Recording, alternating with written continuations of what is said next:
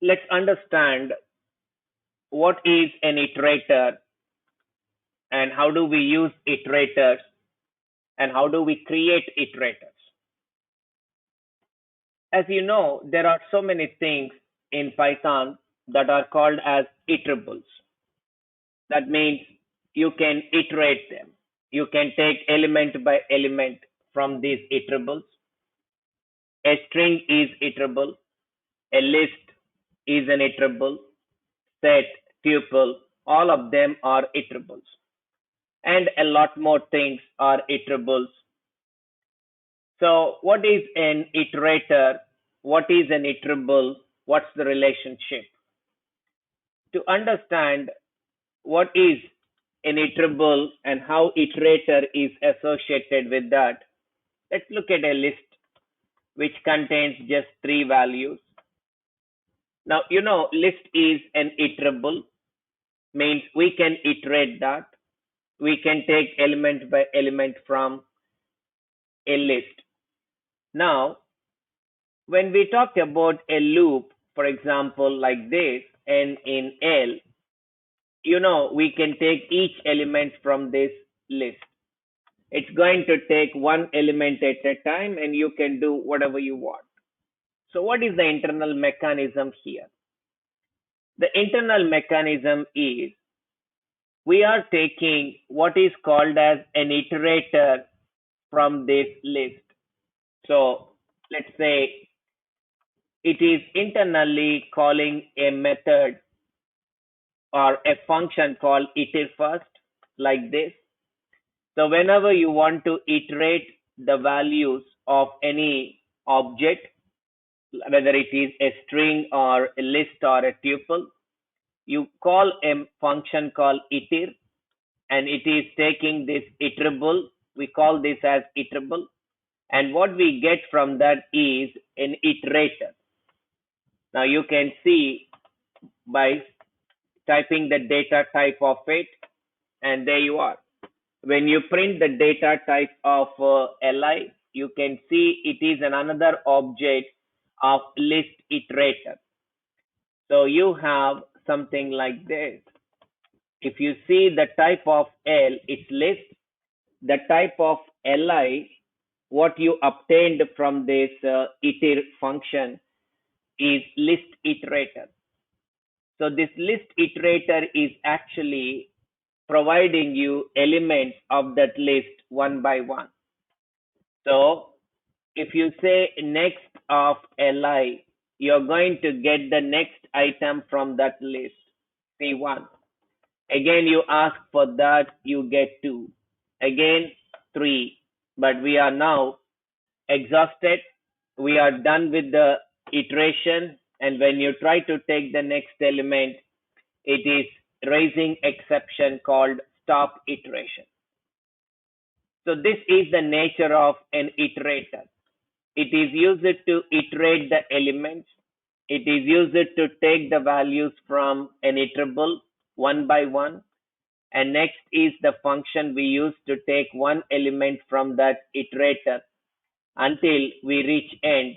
And then when you try to take the next value, you get stop iteration. So all your iterables, whether it is a string or a list, they all work in the same manner. So you can see the same for string. I say ABC and I want to take this iterator for that.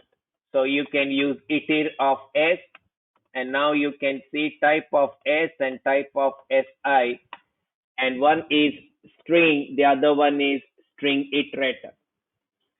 This is the way they are creating one class to store the data, and that is the container, that is the iterable. The other one is allowing you to iterate or take values one by one.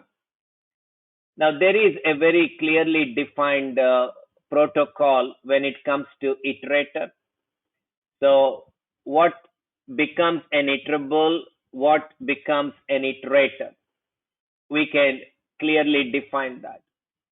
Now, str is an iterable because it allows you to take an iterator from an object like this is making your string an iterable.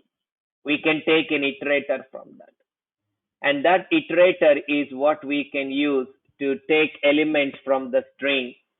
So we can say next of si, you get first character, second, third, and then stop iteration. So every time you're trying to iterate or access elements of your string or a list, you are internally using what is called as iterator. And if you see any object that is supporting iteration should provide iterator. So list is providing that. That's the reason I'm able to say iter of list. I'm getting list iterator. But whenever you call iter of list, it is internally calling a method like this. Iter. So this is a special method. Any object that supports this dunder iter is iterable. So list is iterable because it is providing this method, and the job of this method is it returns an iterator.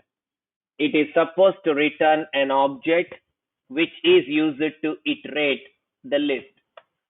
And you can see type of li is the same, list iterator. So in other words, whether you say iter of L, okay, or you say L dot dunder iter, one and the same. Because iter of L is internally calling this dunder iter.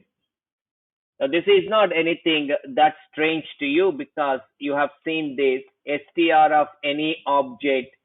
If you take some object A, it is equivalent to saying A dot dunder str. Same, right? In the same manner, we have iter function, which is internally calling dunder iter. Now, if you see this diagram here, you can understand this is the relationship. Whenever you want to create an iterable, make sure you provide this special method, dunder iter. The job of this is to return an object of iterator. And what makes it an iterator? Well, it is supposed to provide dunder next. And the behavior of dunder next is very clearly defined. It should return the next element if one is present. If no element is available, if you reach the end of the object, I mean end of the container, end of the list, then you need to raise error. So this next method in iterator is expected to return a value if one is present. If no value is present, if you reach the end of the data, then it should raise stop iteration. So we can also create our own iterables and iterators. So how do you identify an iterator? I mean, how do you identify an object as an iterable first of all? Well, any object that you are using in a for loop must be iterable. So if I'm able to do this, it means this L is iterable. Internally, for loop is taking the iterator for that and then iterating. Okay, iterating means taking one value at a time until you reach end of the data. So this is where we are going to print n. So we are taking one value at a time from this list.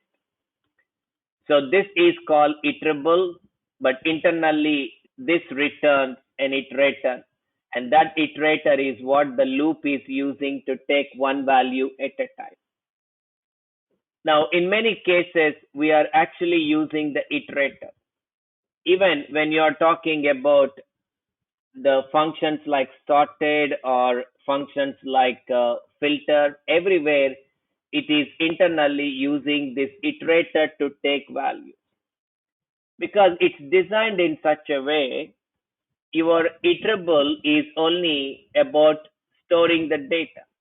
The data is stored here. It's just a container of the data. It might even manipulate that container, but it is not meant to provide those values. That is exactly what we want to do from Iterator. The job of the iterator is to provide one element at a time so that we can access the entire data through this. So when we use a for loop, then we are using this iterator indirectly. Well, can we create our own iterable and iterator? Of course, why not? Whatever they can do, we can do. I mean, whatever they've done in Python, the same we can do. After all, at the end of the day, it's just about a class.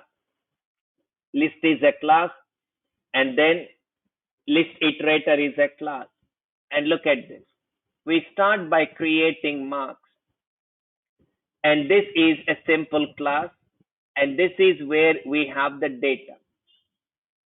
And you can have much more complex iterables, but this is just to demonstrate the concept. So I have data in marks, and this is the data, a list of numbers. Now, in order to make this an iterable, I need to provide this special method. Yes, this is a special method because this is automatically called by Python. And this method is supposed to return an object of iterator. You can give any name you like. I'm just following the convention and giving the name marks underscore iterator for our iterator class. And I'm passing the data because these two are two different classes. Iterator and iterable are two different classes. So here we are talking about the iterator. What is it doing? It is receiving the data. Whatever data you provide, that is stored here. It also stores the position from where it should start taking the data. By default, it's always position 0. Now, what makes it an iterator is the next method, because iterator must provide next method, where it is either raising stop iteration error or returning a value. You need to do either of them. So I'm saying if the position is length, that means you have reached the end, there is no more data to provide, we stop. Okay, if position is 0 and length is also 0, that means we don't have any data. There is nothing to produce, nothing to provide. So we stop iteration. Otherwise, we take the value from the position, increment position, and return the value. You can do it in many ways. It's up to you. So take the value from the position, increment position, and return the value you have taken from the position. Well, once you have the value, you return it. When you think you reached the end of it, you raise stop iteration. This is the protocol you must follow when you're creating an iterator. You don't create iterators in the way you like. They should be created according to the protocol. This is the protocol. And now we create an object of marks iterator and make marks available to that. And that's what we are returning from this iter. Now all this is making this possible. We can just use an object of marks with a loop. You can't do that for whatever objects you have. You can do this only for objects that are iterable. What do you mean by that? The objects that provide iter, under iter, because through iter, it is going to get the iterator. And by going to iterator and calling the next method in that, it's going to obtain one element at a time. And once you reach end, it stops. That's the concept of iterator. This is how an iterable can be created. And this iterable is going to return an iterator, and through the iterator we get access to all the elements. So that's the fundamental concept of iterable and iterator. So here list is iterable, list iterator is internally used to retrieve the data. And though we use list a lot, we never bothered about this. We always used list like this. Well, but now it's time to understand what is under the hood, because this is always going to make you a better Python programmer. So that's about iterator, iterable, stop iteration error, and how we can implement our own version using a simple demo here. We are learning how to create an iterable, how to create an iterator. So this is just to give you a quick idea about what an iterator is and how is it associated with iterable. Now, we can use this concept with our stack. We can make our stack iterable so that instead of popping, I can take all the values from the stack. Whether you want to pop them or just access them, it's up to you. I just want to access them. I don't want to pop them. So I want to say for n in S and print n. I want to do this so that I can get all the elements in the reverse order, 30, 20, 10. But now when you run this, it says this is not iterable. That's the message. It says stack object is not iterable. You can't iterate this. But I want this facility. Well, if you want that facility, then you need to provide first iter method, and that iter method is supposed to return an object. So we need to create a class so that you can provide an object of the iterator. So I say class stack iterator, and then I create the init and I take the data here. I'm going to take the data, and what do we do with that? We store it first to start with, and then here we need to provide the next method. And next method is expected to return one value at a time. Okay, so here we are going to say self.position is equal to the length of data minus 1. Okay, length of data minus 1, this is the 1. You need to move from the end. So the length of data minus 1 is where we need to start. And then we need to take one value at a time until you reach it. So if self.position is less than 0, or if it is at 0, it's fine. But if it is less than 0, we need to raise an error. So we are going down from the last element, we move in the backward direction. So if it is less than this, we say raise, stop iteration. Otherwise, what we do? We are decrementing it. We decrement it and return the value in the previous location.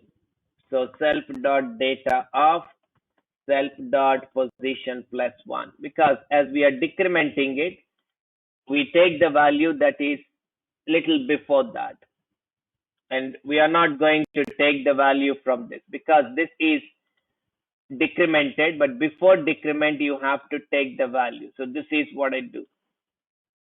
So this is an iterator for stack. Now what it does? Now it does this.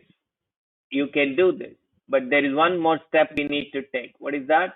We create one more method, that is dunder iter. You need to create this, and this returns an object of stack iterator. And while you're creating that, you need to provide the data like this. So when you provide the data, this data is what it is going to take here. And from that data, we take the values in the backward direction. Because it's a stack, we need to go in the backward direction. But it's not removing the value. It is just taking the values in the reverse order. Now go run it. You can see this is about the value 30, 20, 10. And then you're popping. You pop two values. Those two are gone. 30 and 20 are gone. But this iteration process is not going to disturb the existing data. That's how we designed it. We designed it to retrieve one value at a time as long as data is available. Once you reach end of the data, you stop.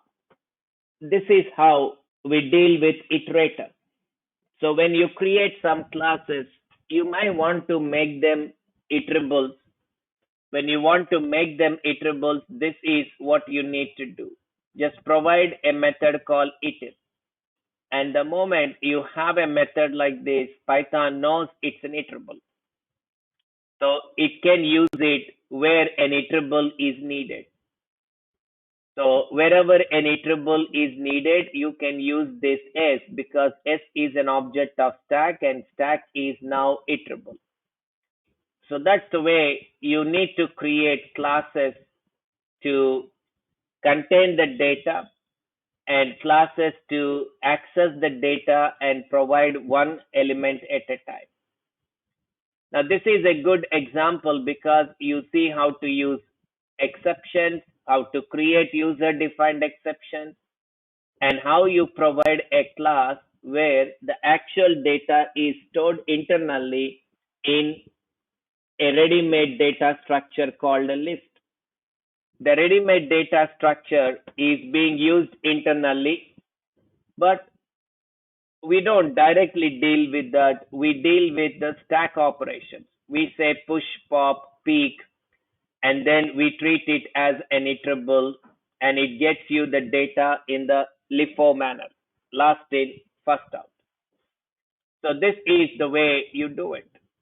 So explore that, try to understand what is what. One thing at a time, it's called bird by bird, one thing at a time. So first focus on the stack class. Don't worry about iterators and all, because iterator is suddenly a slightly advanced concept. Not many Python programmers can create their own iterator or even aware of how all this is happening under the hood. So when you know this, you suddenly know something more than intermediate. It's slightly advanced concept, but it's not such a difficult concept to understand. So this is the way the language is. So we have been talking about iterators. Though we did not explicitly use them, they were all there internally. The str is having str iterator, list is having list iterator, and the methods like dunder iter, dunder next, they're all being used. So once you take an iterator, you are calling next method, but that next method is internally calling dunder next. So if you go back to the list, if you take an iterator from that, and if you say li dot dunder next, you are going to get the value from that list. The job of the list iterator is to produce or to take the value from the list and then return that. So you can create whatever iterators you like, and you just need to create two classes. One is the iterable. This is the iterable thing. And the iterable is supposed to return an object of iterator from iter method. So this is iterator. So one is iterable, the other one is iterator. and you can see very clearly how the same is being done for ready-made classes like list, str, and others. So when you create objects, you are actually talking about iterators. Say range of 10, type of R, what is that? Range. And then when we use it in for loop, what are we doing? Is it that Ri is equal to something like R dot or iter of R? And you see the type of Ri, what is it? Range iterator. So range is an iterable. It's actually giving you an object of a class, range class. And the range class is an iterable, and we can get iterator from that, and that iterator is what we can use. Now you know how we get that set of numbers, because this is a class and it knows what you want and it will produce what you want by using this iterator. Through iterator, you start getting the values one by one. So hope you understood what is an iterator. So this range is a function. It gives you range object. That is an iterable. And we can take the iterator of that, and that is what you see here. So str iterator, list iterator, range iterator, and you have lots of iterators of this kind.